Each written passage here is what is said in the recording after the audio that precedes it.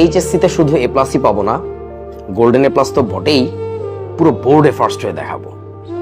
সেই আমি এইচএসসিতে পেয়েছিলাম 4.70। এইচএসসি ম্যাথমেটিক্স পরীক্ষার ঠিক আগের রাতে আমার বাবা মারা গিয়েছিলেন এবং ডক্টর বলেছিল আম্মুকে আমি যেন আর কখনো পড়ালেখা না করি, যদি করি বা মাথায় যদি খুব প্রেশার দেওয়া হয় আমি কিন্তু পাগল হয়ে যাব।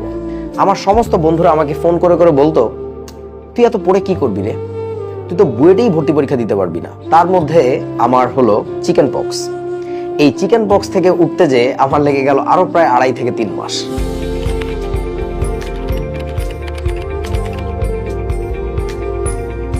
সামনে এইচএসসি পরীক্ষা, ভয় করছে?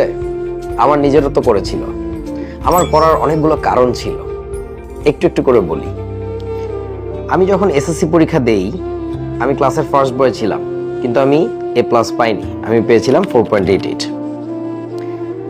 যখন আমি এসএসসিতে এ প্লাস পেলাম না, অথচ আমার পেছন থেকে 32 জন এ প্লাস পেল, অনুভূতিটা বুঝতে পারো? আমার পরিবার কিভাবে নিয়েছিল, আমার শিক্ষকেরা কিভাবে নিয়েছিল, আমার পাশের বাসার আন্টি কিভাবে নিয়েছিল, এই অনুভূতি আসলে ভাষায় ব্যক্ত করার মতো না। যাই হোক, টার্গেট নিয়েছিলাম এইচএসসিতে শুধু এ প্লাসই পাবো না, গোল্ডেন এ প্লাস তো বটেই, পুরো বোর্ডে ফার্স্ট হয়ে দেখাবো। সেই আমি এইচএসসিতে পেয়েছিলাম 4.70। একটার পর একটা আমার জীবনে ঝড় বয়ে যাচ্ছিল। সেই ঝড়ের গল্পগুলো চলো শুনে আসি। কলেজ যখন শুরু হলো তখনই আমার টাইফয়েড জ্বর বাঁধলো। এই টাইফয়েড থেকে উঠে বসে সুস্থ হয়ে পড়ালেখায় ফেরত আসতে আমার প্রায় 2 থেকে 2.5 মাস সময় চলে গেল। যখন এটা শেষ করে পড়া শুরু করলাম, সবার প্রথমে আমি শুরু করেছিলাম আমার সবচেয়ে পছন্দের সাবজেক্ট ইংরেজি দিয়ে।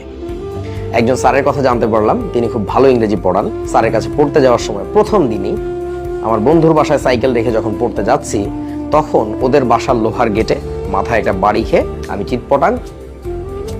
সেখান থেকে সুস্থ হতে হতে আমার বছর পার হয়ে গেল এবং ডক্টর বলেছিল আম্মুকে আমি যেন আর কখনো পড়ালেখা না করি, যদি করি বা মাথায় যদি খুব প্রেশার দেওয়া হয় আমি কিন্তু পাগল হয়ে যাব।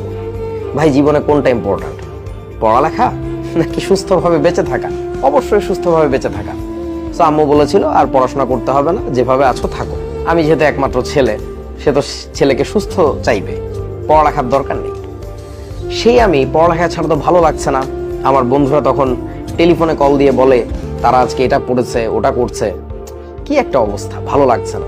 তখন আমি আস্তে আস্তে করলাম যেটা, নিজের উপর একটু একটু করে ছোট্ট ছোট্ট এক্সপেরিমেন্ট চালানো শুরু করলাম। সেটা হচ্ছে কি, গল্পের